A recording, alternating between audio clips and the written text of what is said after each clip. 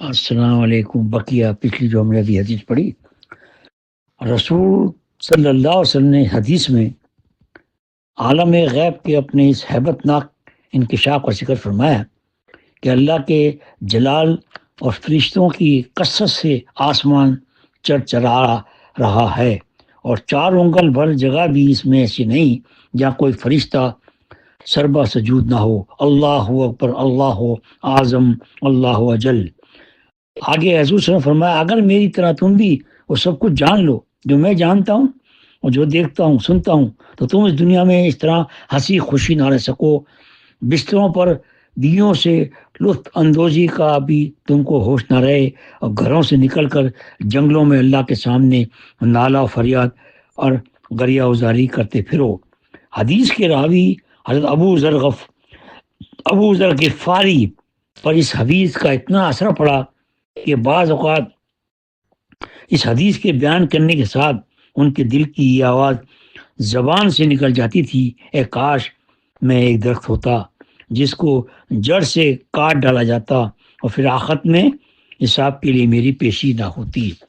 فائدے میں مولانا منظور نعمانی فرماتے ہیں، اللہ تعالیٰ کو انسانوں سے چونکہ خلافت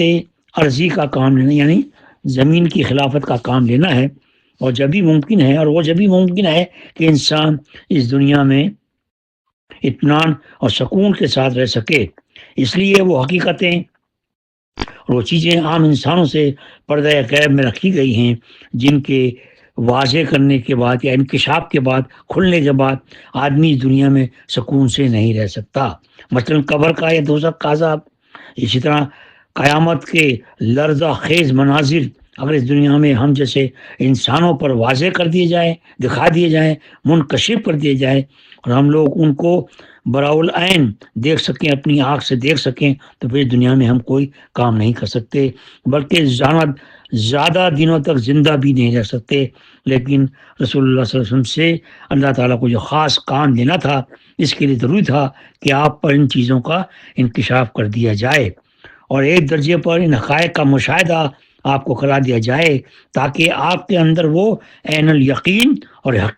حق الیقین پیدا ہو جائے، جس کی آپ کے منصب عالی اور کار عظیم کے لیے ضرورت تھی۔ اسی لیے اس قسم کے بہت سے غیبی حقائق آپ پر منکشف کیے گئے، اور اسی کے ساتھ حکمت خداوندی نے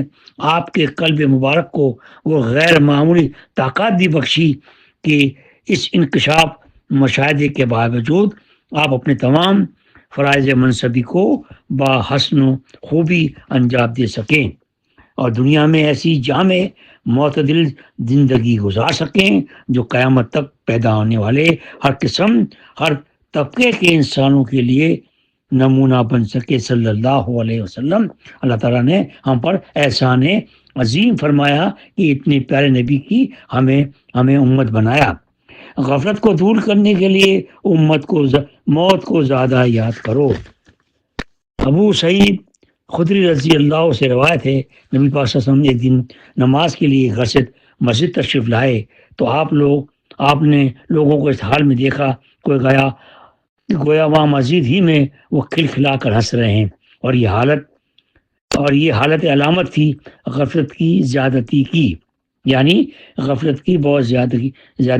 زیادتی تھی۔ اس لیے رسول صلی اللہ علیہ وسلم نے ان کی اس حالت کی اصلاح کے لیے ارشاد فرمایا، میں تمہیں بتاتا ہوں، اگر تم لوگ لذتوں کو توڑ دینے والی موت کو زیادہ یاد کرو تو وہ تمہیں اس غفلت میں مبتلا نہ ہونے دے، لہذا لذتوں کو توڑنے والی موت کو زیادہ یاد کرو۔ اس کے بعد فرمایا، حقیقت یہ ہے قبر یعنی زمین کا وہ حصہ جس کو مرنے کے بعد آدمی کا آخری ٹھکانہ بننا ہے، ہر روز پکارتی ہے۔ ظاہر ہے کہ زبان کال سے پکارتی ہے، اور اس کی اس پکار کو وہی سن سکتے ہیں جن کو اللہ تعالیٰ سنانا چاہے، اور یہ مطلب بھی ہو سکتا ہے کہ ہر روز قبر زبان حال سے پکارتی ہے کہ میں مسافرت تنہائی کا گھر ہوں، میں مٹی اور کیڑوں کا گھر ہوں، اور قبر کی زبان حال کی اس پکار کو تو ہر بندہ ہر وقت سن سکتا ہے، جس کو اللہ تعالیٰ نے زبان حال کی باتیں سننے والے کان عطا فرمائے، کاش ہمارا بھی اس میں شمار ہو جائے۔ اس کے بعد آپ نے اس کی تفصیل بیان فرمائی،